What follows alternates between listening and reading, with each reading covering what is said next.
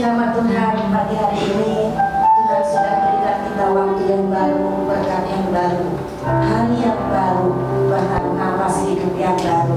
Mari kita nikmatin sama-sama dan kita pakai dan hormat kemuliaan nama Tuhan saja. Karena Tuhan Yesus sudah baik pada kita semua. Mari kita sama-sama mengucap syukur, berdoa, memuji, membesarkan nama Dia. Bapak Ibu sekalian, mari kita satu hati kita akan sembah Tuhan, kita undang hadirat Tuhan.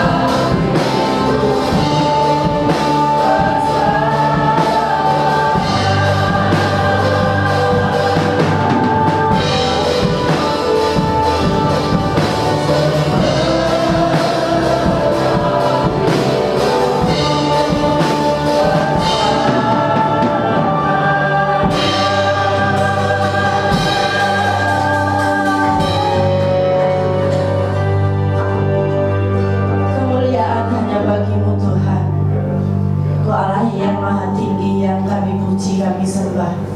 Pagi hari ini Tuhan, ibadah ini kami serahkan ke dalam kuasa-Mu.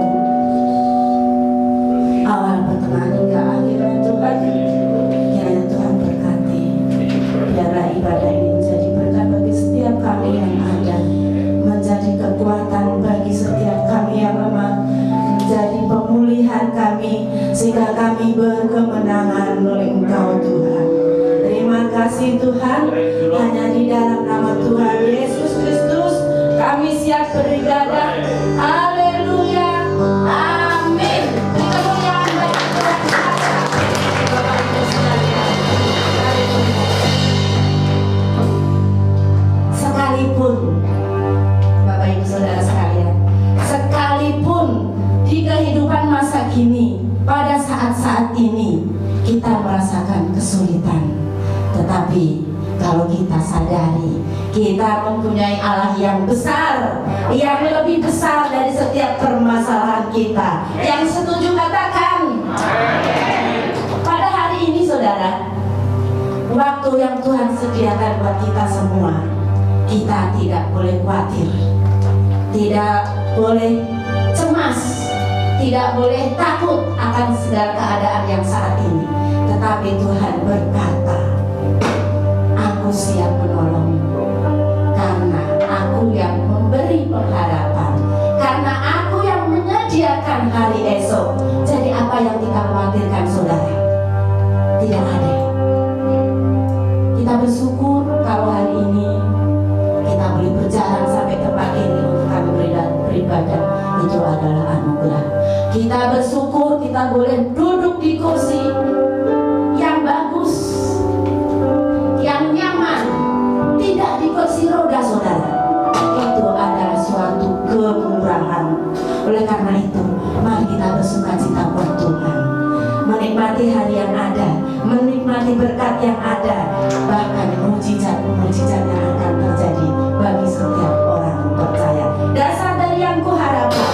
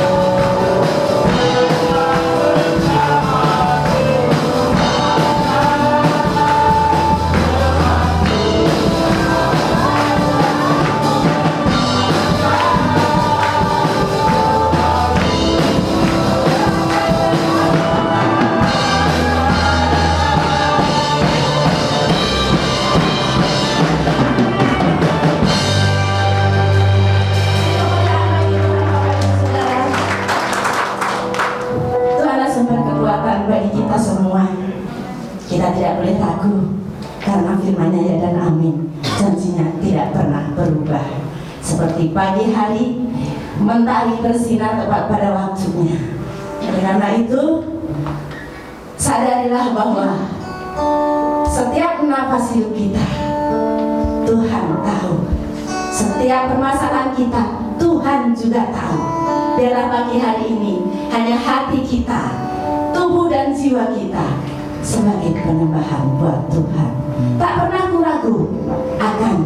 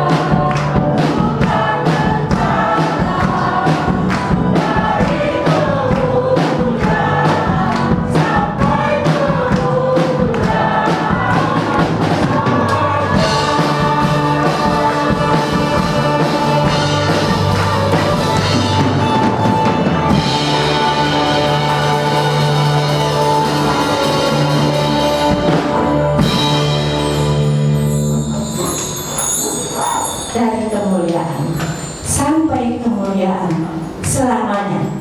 Bukan saat ini aja, tetapi selamanya. Bapak Ibu Saudara kekasih Tuhan Yesus, pagi hari ini kita akan siapkan hati kita. Kita akan menerima firman Tuhan. Firman Tuhan biarlah menjadi kekuatan di dalam kehidupan kita. Biarlah menjadi pelita bagi setiap langkah kaki kita. Karena keajaibannya dan mujizatnya akan terjadi bagi setiap orang yang percaya. Biarlah di setiap permasalahan pergumulan kita, kita akan selalu tetap mencari Tuhan, karena hanya Tuhanlah yang memampukan kita. Mari Bapak Ibu sekalian, kita akan siapkan hati kita. Haleluya Yesus. Haleluya Yesus.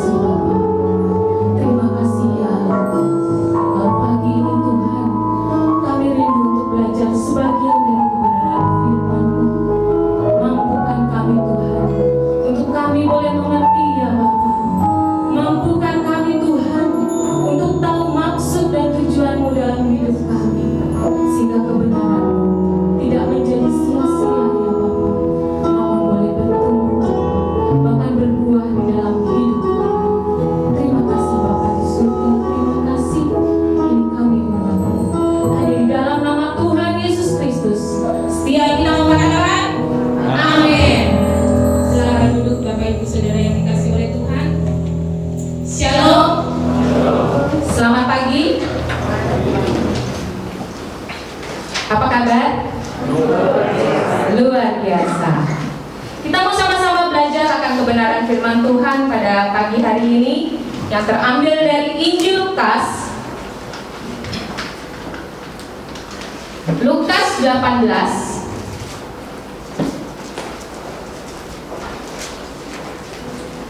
Lukas 18 ayat 1 sampai 8. Lukas 18 ayat 1 sampai 8, demikian firman Tuhan. Perumpamaan tentang hakim yang tak benar. Yesus mengatakan suatu perumpamaan kepada mereka untuk menegaskan bahwa mereka harus selalu berdoa dengan tidak jemu-jemu. Katanya, dalam sebuah kota ada seorang hakim yang tidak takut akan Allah dan tidak menghormati seorang pun. Dan di kota itu ada seorang janda yang selalu datang kepada hakim itu dan berkata, "Belalah hakku terhadap pelawanku." Beberapa waktu lamanya hakim itu menolak. Tetapi kemudian ia berkata dalam hatinya, "Walaupun aku tidak takut akan Allah dan tidak menghormati seorang pun, namun karena janda ini menyusahkan aku, baiklah aku membenarkan dia, supaya jangan terus saja ia datang dan akhirnya menyerang aku." Kata Tuhan, camkanlah apa yang dikatakan hakim yang lalim itu. Tidakkah Allah akan membenarkan orang-orang pilihannya yang siang malam berseru kepadanya? Dan adakah ia mengulur-ulur waktu sebelum menolong mereka? Aku berkata kepadamu, ia akan segera membenarkan mereka. Akan tetapi, jika Anak Manusia itu datang, adakah ia mendapati iman di bumi? Amin. Untuk firman Tuhan. Perikop ini berisi tentang perumpamaan yang bersifat eskatologis, yang berbicara tentang hidup yang akan datang, berbicara tentang kedatangan Anak Manusia, yaitu kedatangan Tuhan Yesus ke dalam dunia. Dan ini terdapat di dalam Yohanes 14 ayat 3, dikatakan bahwa, "Dan apabila aku telah pergi ke situ dan telah menyediakan tempat bagimu, aku akan datang kembali dan membawa kamu ke tempatku, supaya di tempat di mana aku berada, kamu pun berada." Suatu hal yang luar biasa kalau Tuhan memberikan kita satu keselamatan, kehidupan yang kekal di dalam kehidupan kita, bahwa saatnya akan tiba. Ya, kita di dalam dunia ini hanya sementara. Dalam suatu masa penantian. Kalau saya melihat ya orang-orang yang ngontrak di rumah mertua saya, mereka itu hidup seadanya, sederhana. Namun kalau dari cerita mereka bangun rumah yang besar di kampung, bahkan dibikin yang bagus, beli mobil, ya, beli motor, peralatan yang boleh dikatakan lumayan, gitu ya. Saya sampai sempat bilang sama om aku, si bapak itu ya, kalau dipikir-pikir hanya istilahnya berjualan gitu ya, tapi di kampungnya rumahnya besar, punya mobil, punya motor, ya. Tapi di kampung dia sadar kalau dia di Bekasi nih, tinggal cuma di kontrakan sepetak, itu hanya sementara. Ya. Jadi dia berbekal diri, mempersiapkan diri. Ketika dia udah gak produktif lagi, udah pensiun, udah gak kerja lagi, dia balik ke kampung halamannya. Nah di sini kita mengerti bahwa kita hidup di dalam dunia ini hanya sementara, hanya sebentar. Bagaimana kita mempersiapkan diri kita. Kalau tadi di ayat 8b dikatakan, akan tetapi jika Anak Manusia itu datang, adakah ia mendapati iman di bumi? Berarti yang perlu kita persiapkan sebagai anak-anak Tuhan adalah iman kita di hadapan Tuhan. Kata iman menggunakan kata pistis. Kata kerjanya pisteuo, yang berarti belief, percaya kepada Tuhan. Berarti juga trust, yaitu mempercayakan kepada sesuatu yang dapat diandalkan, berserah penuh kepada Tuhan.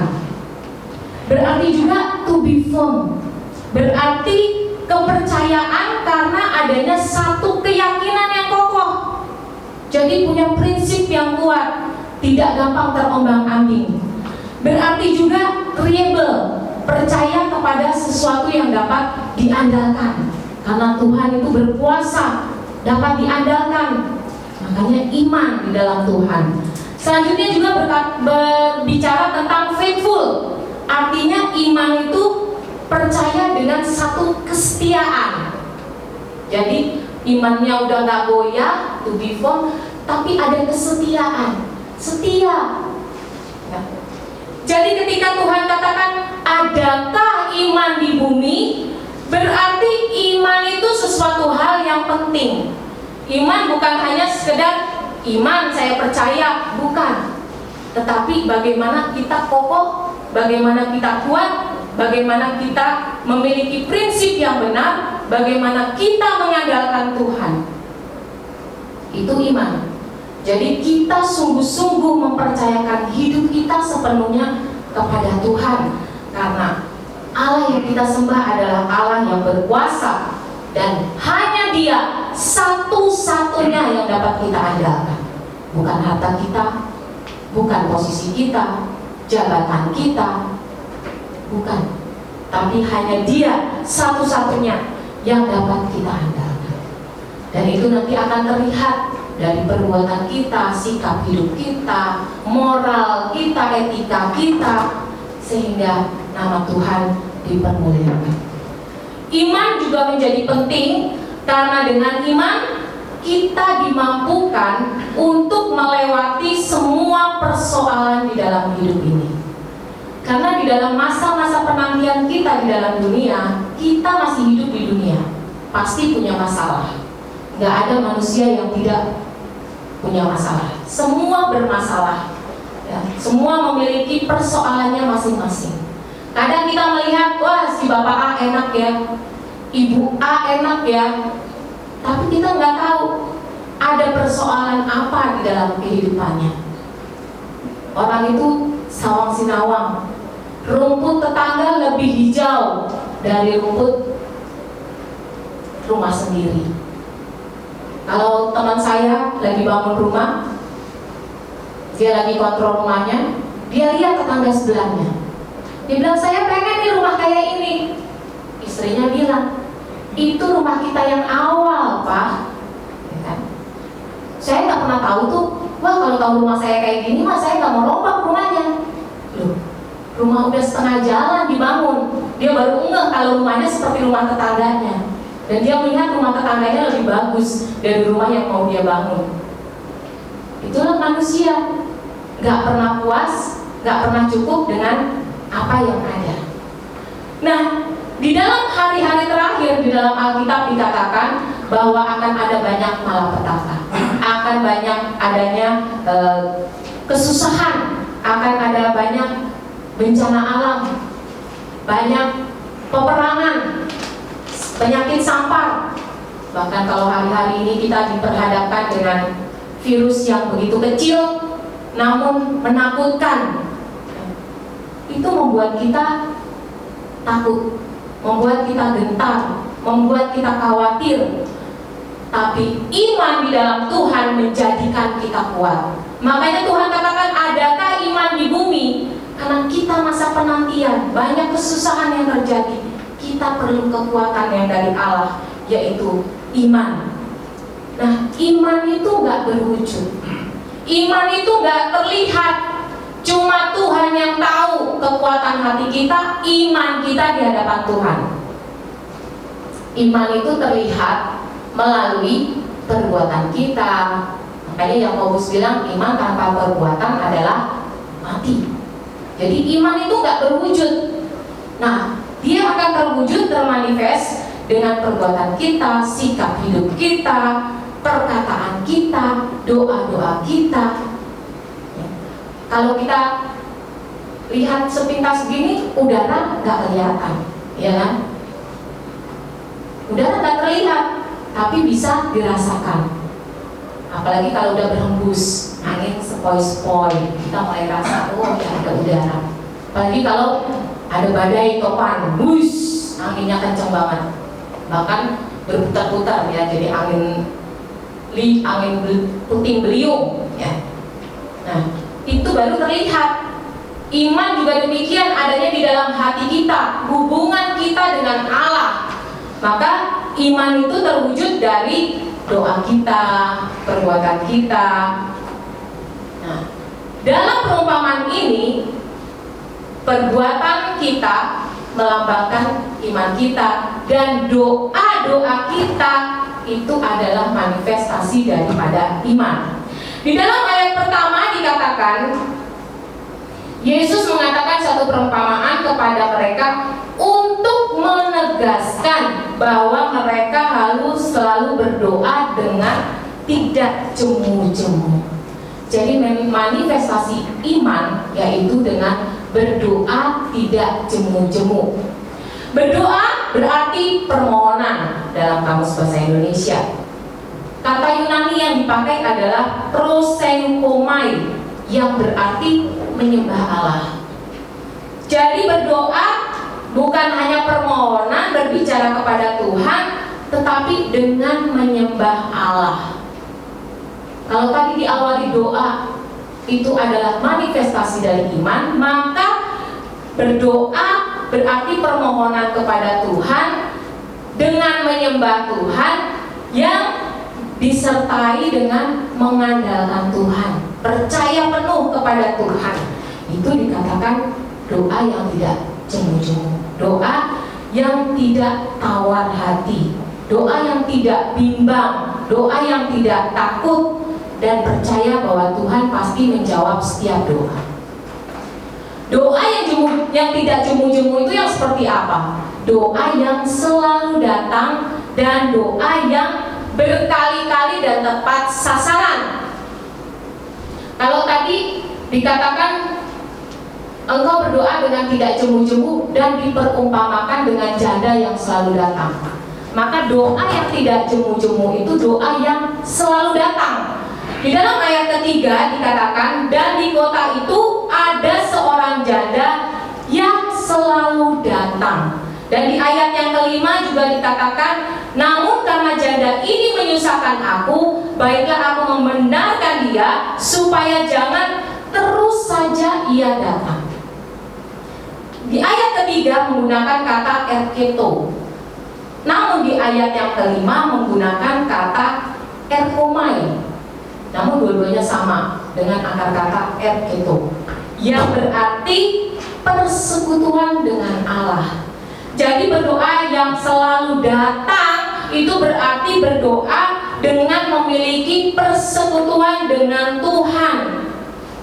Jadi berdoa itu bukan satu ritual keagamaan, berdoa itu bukan satu rutinitas, berdoa itu bukan hanya sekedar kebiasaan atau suatu keharusan, bahkan dipaksakan ya. Kalau anak-anak kan masih disuruh, ayo mau bangun tidur berdoa dulu, mau tidur berdoa dulu, mau makan berdoa dulu.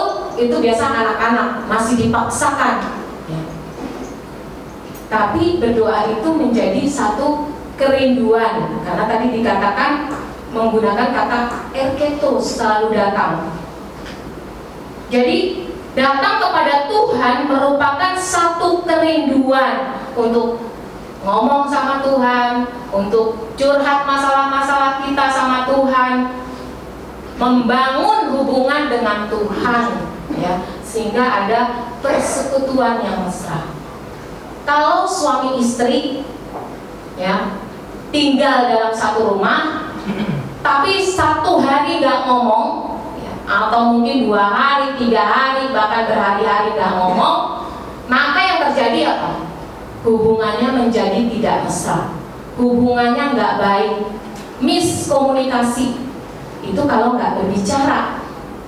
Makanya harus ada persekutuan yang mesra antara suami dan istri. Demikian juga dengan anak. Ya, berapa banyak anak-anak yang terlibat narkoba itu nggak punya hubungan yang baik dengan orang tuanya. Bukan karena berantem dengan orang tuanya, bukan.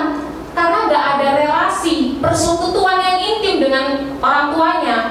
Jadi walaupun orang tuanya ada di rumah, tapi dia merasa dia sendiri. Dia merasa dia tuh nggak ada teman buat curhat. Dia nggak ada teman buat berbicara. Makanya anak-anak remaja yang walaupun orang tuanya ada bisa terlibat narkoba karena nggak punya hubungan yang intim dengan orang tuanya. Berapa banyak kita berbicara sama Tuhan cuma ngomong aja, Tuhan terus, minta ini, minta itu, selesai masalah saya A, B, C, masalah. Tapi Tuhan lebih kita mau merasa hubungan yang intim dengan Tuhan. Kalau kita intim dengan Tuhan, kita akan jadi peka. Ya. Kita akan tahu maksud Tuhan, kehendak Tuhan, apa yang baik, yang benar, yang Tuhan mau. Dalam tokoh-tokoh Alkitab kita lihat bahwa ketika mereka memiliki hubungan yang erat dengan Tuhan, mereka menjadi peka maksud dan tujuan Tuhan. Seperti Abraham ketika disuruh ke Urs Kasdim, dia keluar dari Urs Kasdim, dia tahu, dia peka perintah Tuhan untuk keluar menuju tanah perjanjian, dan dia lakukan. Itu tokoh-tokoh di dalam Alkitab. Tapi bagaimana dengan kehidupan kita? Bisa nggak kita merasakan kepekaan itu juga di dalam kehidupan kita? Kita sudah alami nggak kepekaan bersama Tuhan karena kita memiliki persekutuan dengan Tuhan? Suatu ketika saya berbincang-bincang dengan seseorang, biasa ngobrol ya. Sepertinya menurut saya nggak ada yang salah.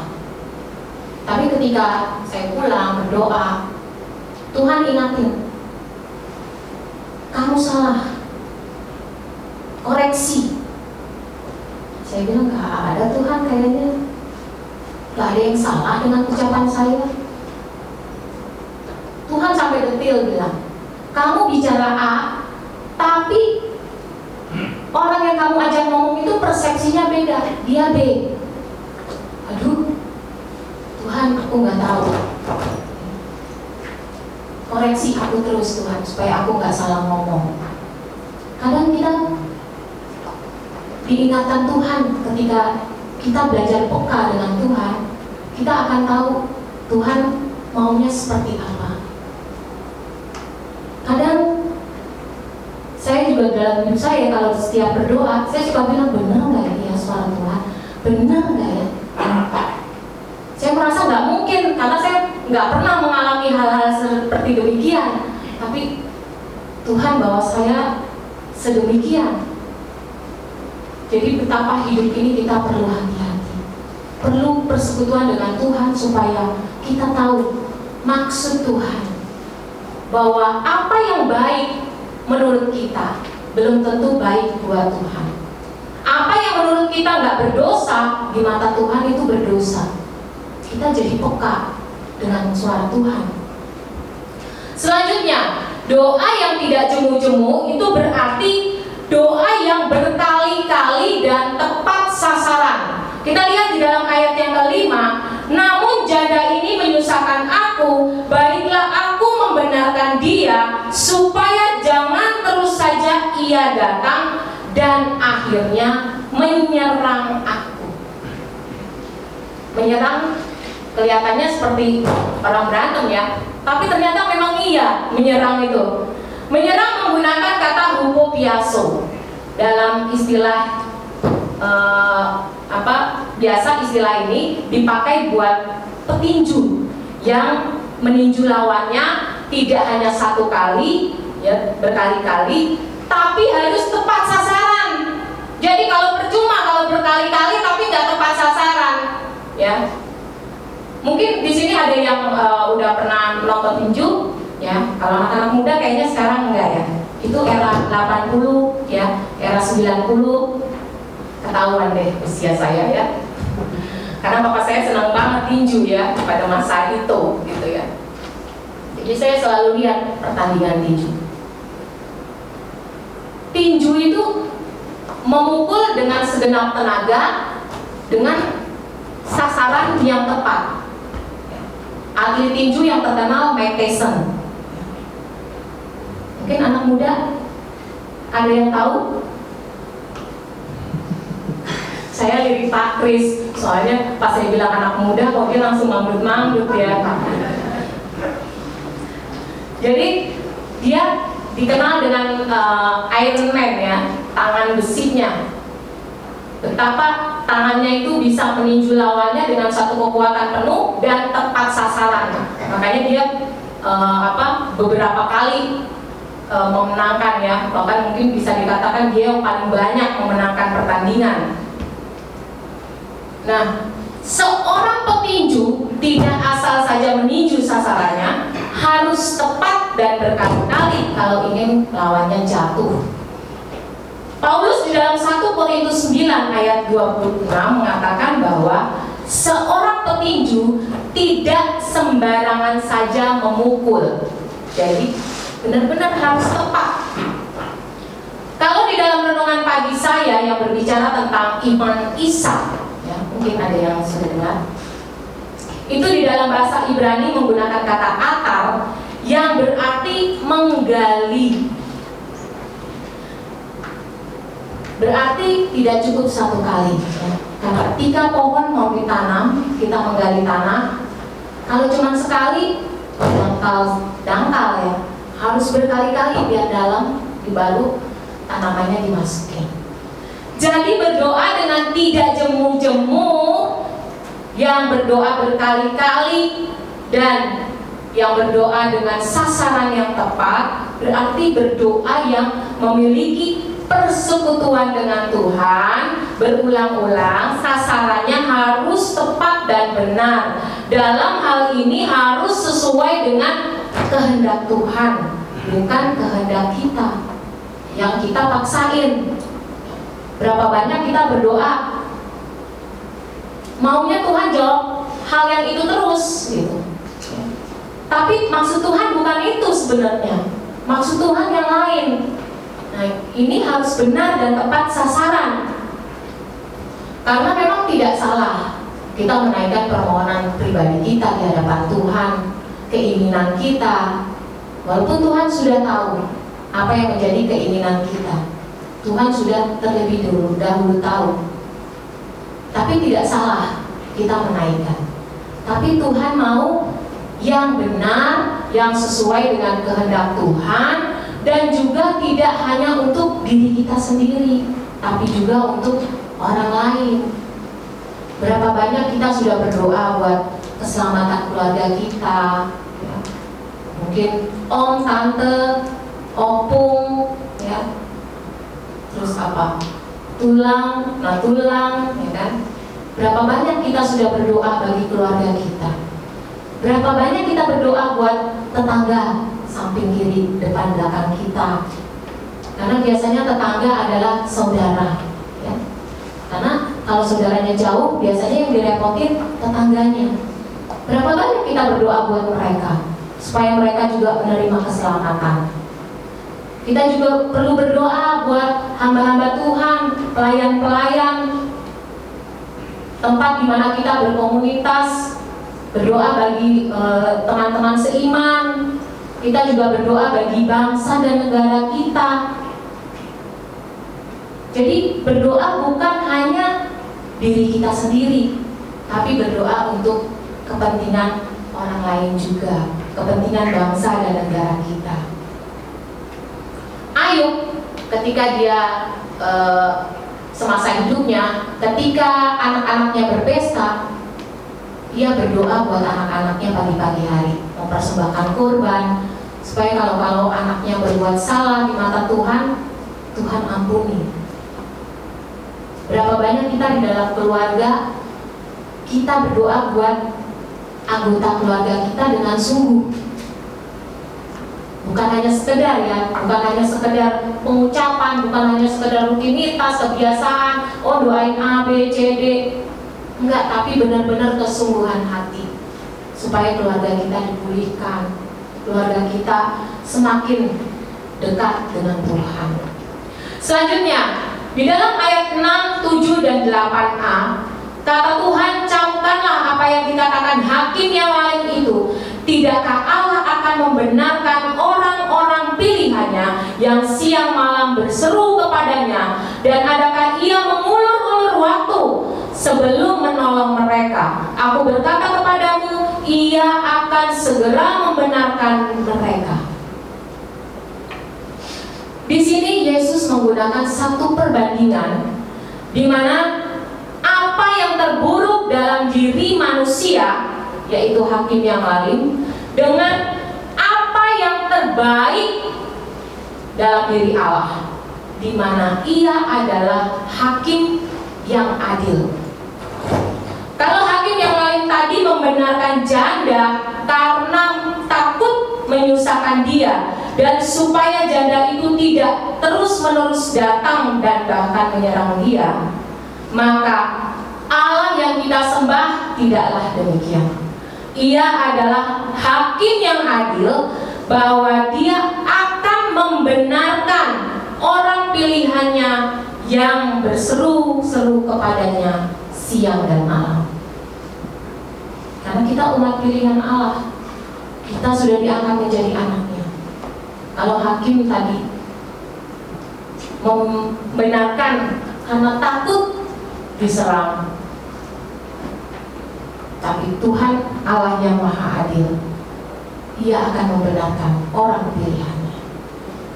Kalau hakim yang lain tadi tidak memiliki hubungan baik dalam hal sosial, artinya dia memandang rendah si janda. Karena porsi pada zaman itu, kalau janda itu biasanya susah, ya, tidak dipandang karena nggak punya imam, jadi tidak dipandang. Jadi strata sosialnya jauh berbeda. Bisa ya, jadi hakim yang tidak memiliki hubungan sosial aja dia bisa mendengar dan membenarkan janda tadi, walaupun dengan alasan yang salah, bahkan terpaksa.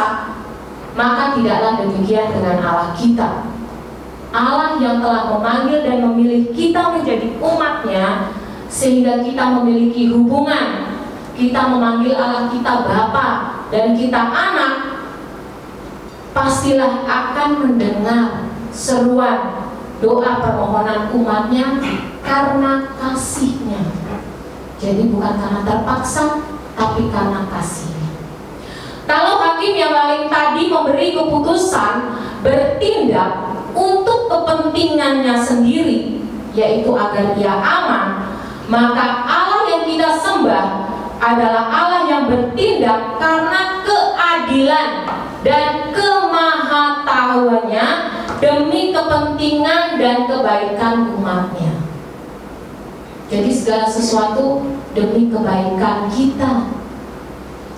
Selanjutnya, kalau hakim yang lain tadi menunda-nunda keputusannya untuk menolong, membela, bahkan membenarkan janda tadi, dia menunda-menunda, maka berbeda dengan Allah kita. Allah yang kita sembah adalah Allah yang adil dan setia akan setiap janji-janjinya di dalam kehidupan kita. Ia akan segera menjawab doa-doa kita. Jadi betapa luar biasanya Allah kita. Akan tetapi satu hal yang perlu diingat, bahwa waktu Tuhan bukan waktu kita. Tuhan sangat tahu waktu yang tepat untuk menepati setiap janji-janjinya, karena Ia adalah Allah yang Maha Tahu. Yang Tuhan mau dari setiap kita, yang Tuhan inginkan agar kita tetap memiliki iman. Karena tadi Tuhan katakan, adakah iman di bumi? Tuhan mau kita memiliki iman, pengharapan, dan kesetiaan hanya kepada Tuhan. Hari ini Tuhan mengingatkan kita bahwa ketika kita berdoa, kita bukan hanya sekedar berdoa. Kita bukan hanya sekedar menaikkan permohonan-permohonan kita untuk dijawab oleh Tuhan. Tetapi lebih dari itu, Tuhan menginginkan kita berdoa kepadanya dengan satu kerinduan karena adanya persekutuan dengan Tuhan. Kita datang dengan iman, dengan pengharapan, dengan kesungguhan, dengan mempercayakan hidup kita sepenuhnya kepada Tuhan dan meyakini bahwa doa-doa kita pasti dijawab Tuhan sesuai dengan waktunya Tuhan, dan bahwa janji Tuhan pasti digenapi. Tuhan menginginkan Ia mendapati kita memiliki iman yang benar di hadapan Tuhan. Amin. Kita mau bangkit berdiri. Kami bersyukur Tuhan, Engkau Allah yang luar biasa dalam hidup kami. Memampukan kami Tuhan untuk kami memiliki persekutuan yang erat dengan Engkau Tuhan. Ku hidup karena percaya Engkau Allah yang selalu berjanji setia atas hidup kami Tuhan, bahwa pengharapan kami tidak menjadi sia-sia, iman kami tidak menjadi sia-sia, karena Engkau Allah yang maha kuasa, Engkau Allah yang maha adil, Engkau Allah yang maha tahu, yang sanggup memberkati setiap kami Tuhan. Kami sungguh bersyukur Tuhan, punya Allah yang besar, yang seperti Engkau ya Tuhan. Mampukan kami untuk memiliki iman dengan kami berdoa yang selalu datang di hadapan Engkau Tuhan, yang tepat sasaran ya Tuhan, yang sesuai dengan kehendak-Mu ya Tuhan. Haleluya Yesus. Ku hidup karena percaya Kau yang berjanji setia, pengharapanku selalu ada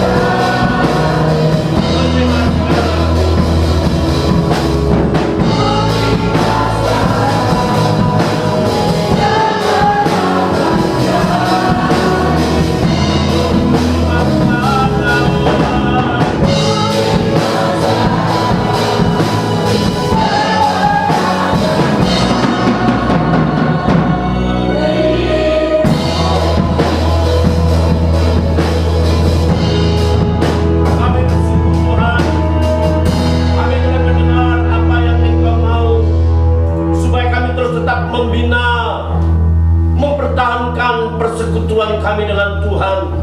Sebab doa-doa kami berdampak untuk kedatangan Tuhan yang kedua kali. Dengan doa iman kami terus tetap terpelihara. Dengan doa kami terus Tuhan dapati kami, iman kami terus tetap bertumbuh dan bertambah-tambah. Berkati hamba-Mu Ibu Eva, Tuhan memberkati suami dan anak-anaknya, dan setiap pergumulannya Tuhan dengar dan Tuhan kabulkan. Hamba mengangkat tangan buat jemaat-Mu, kiranya berkat Allah turun atas setiap umat Allah. Apapun yang menjadi pergumulannya, Tuhan berikan jalan keluar. Bagi jemaat-Mu yang belum mendapat pekerjaan, Tuhan akan memberikan pekerjaan. Bagi mereka yang sudah bekerja, ajar mereka bekerja dengan sungguh-sungguh. Bagi anak-anak yang sedang kuliah dan sekolah, Tuhan memberkati kuliah dan sekolah mereka. Pergumulan demi pergumulan kami serahkan dalam tangan Tuhan. Apalagi di masa-masa sulit, di masa-masa pandemi, Tuhan ajar kami menjaga diri kami. Dan biarlah sungguh Tuhan, tidak ada satupun dari keluarga kami atau jemaat GBI Papanas dan Villa Bekasi terpapar virus corona. Tuhan tolong agar kami terus tetap sehat. Melalui kesehatan itu kami boleh mengabdi kepada Tuhan dan sesama kami.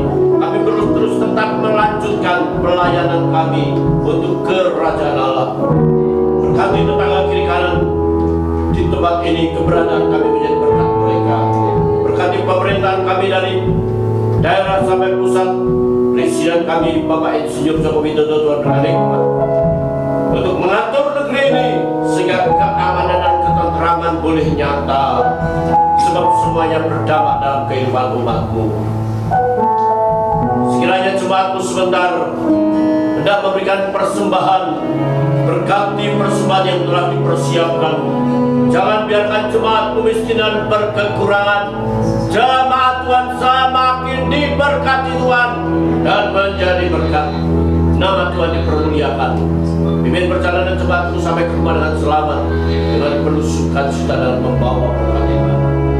Saudara, arahkan mata hatimu dan pulanglah dengan berkat Tuhan. Kiranya damai dan sejahtera dari Allah Bapa, kasih setia dari Yesus Kristus Tuhan, dan persekutuan Roh Kudus menyertai saudara sekarang sampai Maranatha. Yesus datang menjemput kita. Dalam nama Tuhan Yesus